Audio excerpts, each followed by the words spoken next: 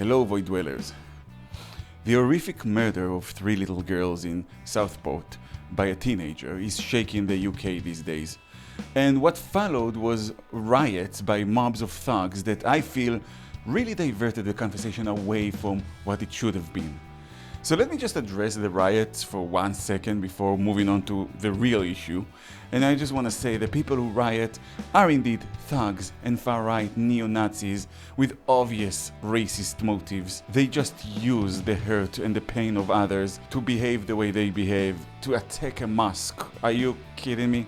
And don't kid yourself, they would attack a Muslim just as easily as they would attack a Jew. But I do believe they feel empowered and legitimized by the fact that there is growing concern in moderated Brits about the success of multiculturalism, and when legitimate non-violent and non-racist questions and concerns are raised, these people are immediately branded as racists and far-right as a means to silence them. And I say that as a pro-immigration lefty, and I noticed it. People who are reasonable are having their character assassinated. There is a genuine feeling of a two-tier policing, and even a mixed group of Brits from all walks of life and all ethnicities who wanted to celebrate a patriotic English holiday by marching and waving the English flag were called far-right and racists and were harassed by the police.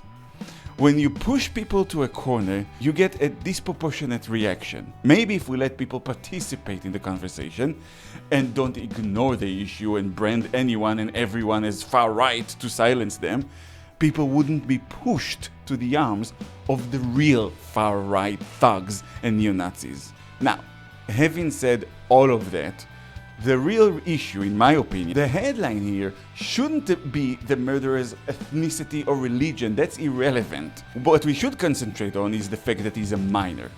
The problem is not Islam or Christianity or any other religion.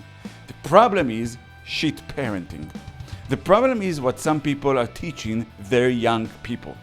2 years ago, a young British Muslim flew to Texas and held a synagogue hostage because he demanded that the chief rabbi of America, which is a position that doesn't exist, would order the president to release some Pakistani prisoner. Now, you hear about a Muslim attacking a synagogue, you immediately think, oh, it's about Palestine. But it wasn't. That Pakistani prisoner he wanted freed has nothing to do with that.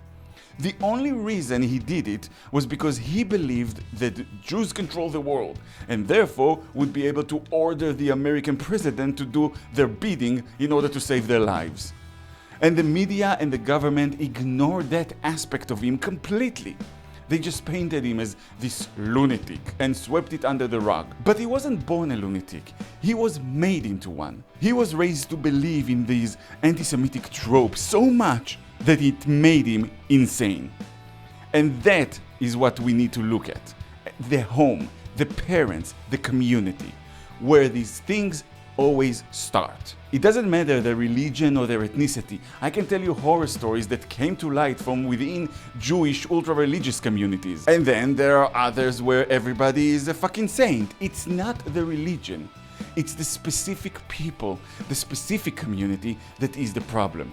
And here in the UK, I gotta tell you, people are way too forgiving and understanding when it comes to shit parents. Now, I know that parents immediately get defensive and say that I'm not a parent, I don't understand how problematic kids can be and all of that. To which I say, first of all, I'm not a parent, but I am a child from a dysfunctional family with a history of mental health issues, so I know firsthand the damage that having shitbag parents can cause. And second, I would be willing to raise a hand and admit from the start that I do have bias here. For me, anytime there's something wrong with any kid, the parent is always the primary and immediate suspect.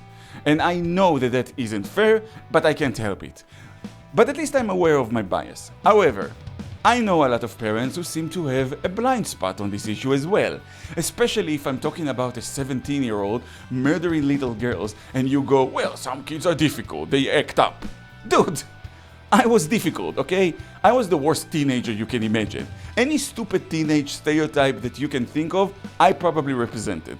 loudmouth, know-it-all, bad behavior at school, not so much getting into fights as getting people to beat me up. Smoking at 15, yeah, I wasn't a great teenager. I know what acting up means. But I can tell you two things. One, when a kid is acting up, that is always a sign that something is wrong. And two, there's acting up and there's fucking murdering little girls. If you have any doubt about your kid's ability to do something like that, we have a problem.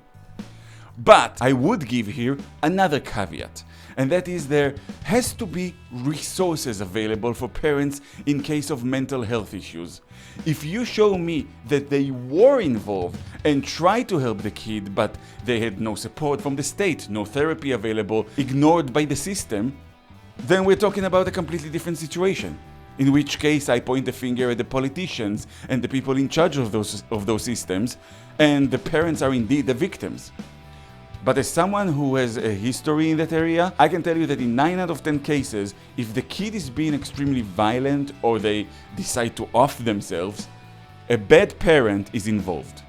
And more often than not, it's not even abuse, not the kind of abuse that people usually think about. It's neglect or it's emotional abuse. Like the parents of that 17-year-old boy who decided to murder little girls. There is no way good parenting is involved here. Think back on your own childhood, on you as a teenager. Think of the world of values that you had, of the absolute impossibility of you ever being involved in something like that. No matter how much you were acting up, no matter how angry you are and emotional, you would never do something like that. There's been a stupid teenager, and sometimes people get hurt by that as well, but this kid took a knife, took a cab to the center, entered it, and started stabbing little girls. That's not being stupid. That's premeditated and planned.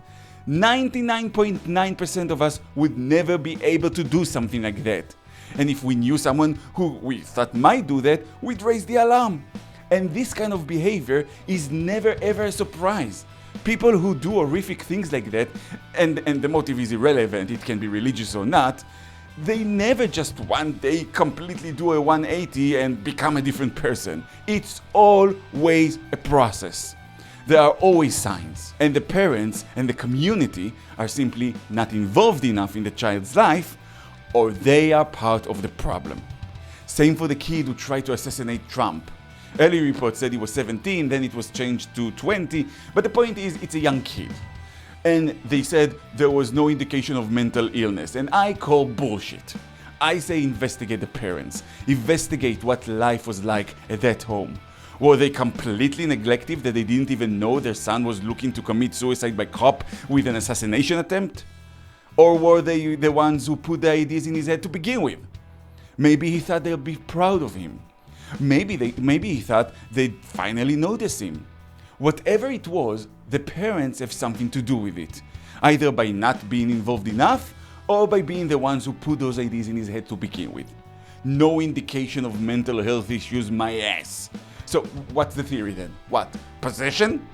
A completely normal and well-adjusted kid just one day wakes up, picks up a sniper rifle from his parents, which why did they even have to begin with? And he goes and to shoot the president just like that?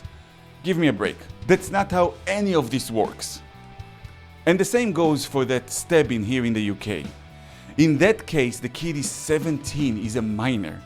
So I think that in cases like that, the parents need to be charged with murder as well, unless they can prove that they tried to help the kid with his mental health issues.